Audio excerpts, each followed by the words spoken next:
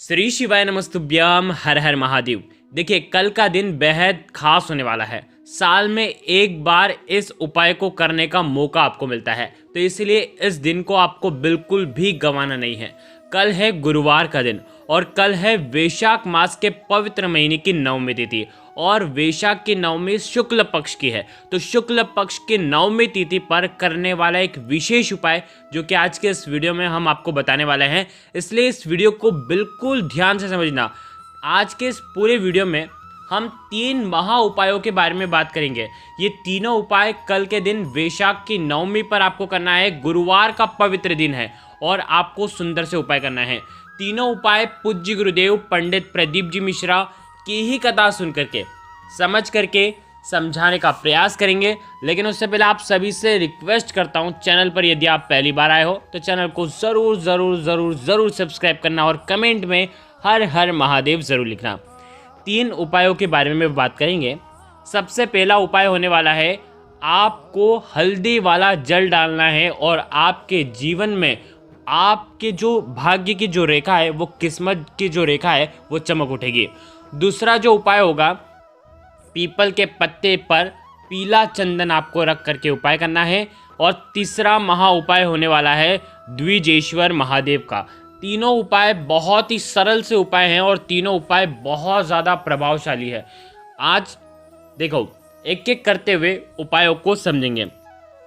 सबसे पहला उपाय देखिए, वैशाख का पवित्र महीना होता है भगवान विष्णु को समर्पित। गुरुवार का दिन होता है भगवान विष्णु को समर्पित। नवमी तिथि भी होती है भगवान विष्णु को समर्पित। 3 शुभ योग, 3 दुर्लभ तिथि वार ये अगर मिल गए हैं तो आपको आज के दिन एक विशेष उपाय करना है। आप आपके घर में, आपके घर का जो मटका है, जो ठंडा जो जल है, माटी का जो मटका है, उस माटी के मटके के जल से आपको वो जल जो है वो तांबे के पात्र में लेना है और इस पात्र के अंदर आपके रसोई घर से आपको 1 चुटकी हल्दी इस पात्र के अंदर आपको मिला देना है। हल्दी शुद्ध होनी चाहिए, हल्दी पवित्र होनी चाहिए। ध्यान रखना, हल्दी में कोई अन्य मसाले मिले हुए नहीं होने चाहिए। पीसी हुई हल्दी आपको इसके अंदर डाल देना है और इस हल्दी मिश्रित जल से आज इस वैशाख की नवमी पर, गुरुवार के दिन पर, आपके घर के आसपास जो भी केले का वृक्ष हो, केले के वृक्ष के वहाँ पर जाना है और आज के दिन आपको पूर्वमुखी होकर के केले के वृक्ष को प्रणाम करना है। गुरुवार का दिन है, गुरुवार का दिन भाग्य का उदय करने के लिए होता है। देखो, जब आप तांबे के पात्र के अंदर 1 चुटकी हल्दी डालोगे तब आपको ओम ब्रह्म बृहस्पते नमः इस मंत्र का कम से कम 11 बार जाप करना है। और जब आप केले के वृक्ष के वहाँ पर जाओगे और केले के वृक्ष को प्रणाम करोगे, गुरुवार का दिन केले के वृक्ष को अगर आप निहारते हैं तो आज के दिन आप साक्षात भगवान विष्णु को निहारते हैं। केले का देव वृक्ष बहुत ही पवित्र, बहुत ही पॉजिटिव एनर्जी, जो कि आपके भाग्य, जो आपका रूठा हुआ भाग्य है, उसे चमकाने में सहायक होता है। आपको केले के वृक्ष की जड़ में आज के दिन हल्दी मिश्रित जल आपको डालना है। ओम नमो भगवते वासुदेवाय का 11 बार जाप करना। उसके बाद केले के वृक्ष को आज के दिन छूना। केले के वृक्ष की जड़ में जो मिट्टी में जो आपने जल डाला है, वो जल जो है, जो मिट्टी जो है वो गीली हो गई होगी, वो थोड़ी सी मिट्टी आप आज के दिन अगर आपकी नाभि पर लगाते हैं तो यकीन मानिए आपका भाग्य चमक जाएगा। आपके जीवन के जो भी अंधकार है वो दूर होते चले जाएंगे। आपको आपके जीवन में रास्ता नज़र आते रहेगा कि आपको किस दिशा में चलना चाहिए। आपको प्रेरणा मिलती रहेगी। आपका जीवन जो है वो बहुत ही सरल बन जाएगा। बहुत ही प्रभावशाली उपाय है। ये मिट्टी कोई साधारण मिट्टी नहीं है, हल्दी मिश्रित जल आपने इसमें डाला है और ये मिट्टी है केले के वृक्ष की जड़ की। जब, और वो भी कौन सा, गुरुवार का दिन है, वो भी वैशाख का पवित्र महीना है, तो ये उपाय आपको गंवाना बिल्कुल भी नहीं है। थोड़ी सी मिट्टी आपकी नाभि पर लगाना, आपका भाग्य चमक जाएगा। पहला उपाय हो गया। दूसरे उपाय के बारे में बात कर लेते हैं। कहते हैं कि वैशाख के शुक्ल पक्ष की नवमी तिथि पर ही ये उपाय किया जाता है और पूरे साल भर आप कभी भी नहीं कर सकते ये उपाय। केवल कल के दिन, कल का दिन बेहद खास है, कल के दिन ये उपाय आपको कर लेना चाहिए। पीपल का एक पत्ता लेकर के आना। पीपल का पत्ता कड़क नहीं होना चाहिए, पीपल का पत्ता नरम होना चाहिए, बिल्कुल कोमल पत्ता लेना है। पूज्य गुरुदेव ने स्पष्ट रूप से ये उपाय बताया था, तब स्पष्ट रूप से बोला था कोमल पत्ता, यानी कि बिल्कुल मुलायम सा पत्ता आपको लेना है। साथ में आपको लेना है पीला चंदन। पीला चंदन अगर आपके पास हो तो आप ले लीजिए, नहीं तो बाज़ार से लेकर के आइए। पीला चंदन हो तो घिस करके उसका पेस्ट के रूप में आपको तैयार कर लेना है। पीपल के पत्ते के ऊपर पीला चंदन आपको रखना है और आपके जीवन में जो भी आप इच्छा व्यक्त करेंगे महादेव से, वो इच्छा आपकी परिपूर्ण होगी। आपके रोग जो हैं वो दूर हो जाएंगे। पीपल के पत्ते के ऊपर देखो चिकना वाला जो साइड है ना, वहाँ पर उसके ऊपर आपको पीला चंदन रखना है। भगवान शिव के मंदिर में जाना है और साथ में आपको तांबे के पात्र के अंदर जल लेना है। और कोई भी अगर रुद्राक्ष आपके पास हो, कोई सा भी रुद्राक्ष, कोई से भी मुख का रुद्राक्ष हो, वो आपको लेना है। साथ में एक कटोरी लेकर के जाना, खाली कटोरी। देखना कैसे करना है, बहुत सुंदर सा उपाय है। उपाय कल के दिन आपको करना है। क्या करोगे, भगवान शिव के मंदिर में जाओगे, सुबह से लेकर के शाम तक, कोई समय की पाबंदी नहीं है, जब आपकी इच्छा हो तब आप जाइए। हो सके तो भगवान शिव का जैसे कि 9-10 बजे सुबह, प्रातः 9-10 बजे जब सब भगवान के ऊपर जल अर्पित करते थे, उसके बाद अगर जाओगे तो अति उत्तम है, अति उत्तम। जब बिल्कुल शांत हो जाएगा वातावरण, जब मंदिर में कोई नहीं आता जाता, उस समय अगर आप ये उपाय करोगे तब ये उपाय बहुत ही लाभकारी होता है। क्या करोगे, आप रुद्राक्ष और जो जल है, तांबे के पात्र के अंदर जल है, उसके अंदर रुद्राक्ष डाल करके रुद्राक्ष को निकाल लेना। ठीक है, जो खाली पात्र लेकर के आए हो वो जलाधारी के कोने पर रख देना। श्री शिवाय नमस्तुभ्यम का जाप करते हुए तांबे का पात्र जो है, जिसमें जो जल है, जो रुद्राक्ष मिश्रित जल है, उस जल से आपको भगवान शिव के शिवलिंग का अभिषेक करना है।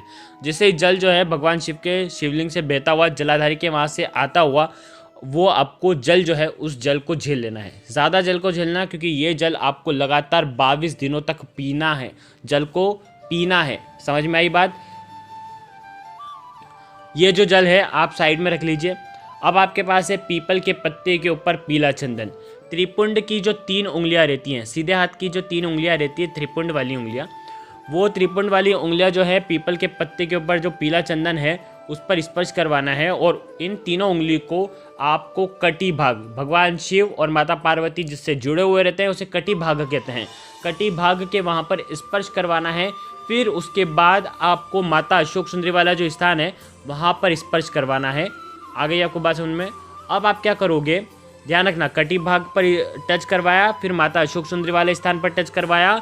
अब जो पीला चंदन है उस पीले चंदन को वापस से निकालना है। कटी भाग वाला भी पीला चंदन निकालोगे और उसके बाद माता अशोक सुंदरी वाले स्थान पर जो पीला चंदन है उसे वापस से निकालोगे। उसके बाद जो पीपल के पत्ते के ऊपर जो पीला चंदन है उसी के अंदर यह आपको वापस से मिला देना है। जितना भी निकल जाए, ऐसा नहीं है कि पूरा ही निकालना है, 70% भी निकल जाए, 80% भी निकल जाए, जितना पीला चंदन आप वापस से निकाल करके लेकर के आओगे अति उत्तम रहेगा। आपको क्या करना है, पीले चंदन के ऊपर जो पीपल का पत्ता है उसी के ऊपर आपको ये रख देना है। अब यहाँ पर एक चीज़ समझना, ये जो जल आपने झेला है और ये पीपल के पत्ते के ऊपर ये जो चंदन है, ये दोनों घर पर लेकर के आना। आप भगवान शिव से आग्रह करना कि ये जो मेरी बीमारी है ये दूर हो जाए, मेरी जो मनोकामना है ये परिपूर्ण हो जाए, ऐसी कामना करते हुए घर पर आ जाना। अब उसी दिन से आप क्या करोगे, जिस भी व्यक्ति को नेत्र संबंधित कोई परेशानी हो, जिस भी व्यक्ति को कंठ संबंधित कोई परेशानी हो, जिस भी व्यक्ति को कोई भी परेशानी हो, उस व्यक्ति को तिलक करना है पीले चंदन का। लगातार 22 दिनों तक पीले चंदन का तिलक करना है। साथ ही साथ वो जो जल आप झेल करके लाए हो ना, थोड़ा थोड़ा जल 22 दिनों तक, एक एक चम्मच भी पियोगे तो 22 दिनों तक लगातार उस व्यक्ति को इस जल का सेवन करना है। उस व्यक्ति की जो भी बीमारी होगी निश्चित तौर पर वो बीमारी दूर होना शुरू हो जाएगी। नेत्र संबंधित कोई परेशानी है तो नेत्र में भी आप पीला चंदन हल्का सा टच कराना है, बस ये उपाय करना। ये उपाय केवल और केवल कल के दिन ही किया जाएगा, नहीं तो आप जब ये उपाय करना चाहो तो फिर अगले साल ही ये उपाय होता है। तो विशेष ध्यान रखना, कल का दिन गंवाना नहीं है। हो सके तो कल के दिन ये सुंदर सा प्यारा सा उपाय आप ज़रूर करना। ये हो गया दूसरा उपाय। अब इस वीडियो में हम आखिरी उपाय के बारे में बात करेंगे, जो कि है तीसरा महा उपाय, द्विजेश्वर महादेव का उपाय। बहुत प्यारा सा उपाय है। इस उपाय की करने के लिए मात्र आपको तांबे के पात्र के अंदर जल लेना है। इस जल को कैसे आपको चढ़ाना है पहले ये समझिए। ये भी वैशाख के पवित्र महीने में ही ये उपाय किया जाता है, तो कल के दिन आप गुरुवार के दिन ये उपाय कर सकते हैं। तांबे का पात्र लेना, उसके अंदर जल भरना, पूरा जल भर लेना, ठीक है। अब आप क्या करोगे, भगवान शिव के मंदिर में जाओगे। अब यहाँ पर देखो शिवलिंग है, जलाधारी है, यहाँ से जलाधारी के यहाँ से जल आपको डालते हुए आना है और उसके बाद शिवलिंग पर नहीं डालना है, पूरे गोल घूम जाना है आपको। आपको पार्वती माता के हस्त कमल के वहाँ पर पूरा जल डालते हुए आपको वापस से जलाधारी के वहाँ पर आ जाना है कोने तक, ठीक है। अब आप क्या करोगे, यहाँ से वापस से देखो जल की धारा टूटनी नहीं चाहिए, यहाँ से वापस से जल आप लेते हुए जाओगे और भगवान शिव के शिवलिंग पर द्विजेश्वर महादेव के नाम से आप अर्पित कर दोगे। ये बिल्कुल नया उपाय है जो आपकी भाग्य की ये बिल्कुल नया उपाय है जो कि आपकी मनोकामना परिपूर्ण करेगा, और ये उपाय केवल और केवल वैशाख के पवित्र महीने में ही किया जाता है। तो ये उपाय भी कल के दिन आप कर सकते हैं, मनोकामना पूर्ति के लिए बहुत खास ये उपाय है। आज पूरे वीडियो में 3 सुंदर से उपाय के बारे में हमने आपको जानकारी दे दी है। कुछ भी समझ में ना आए तो आप कमेंट में अपने भाई से पूछना। श्री शिवाय नमस्तुभ्यम दोस्तों, हर हर महादेव।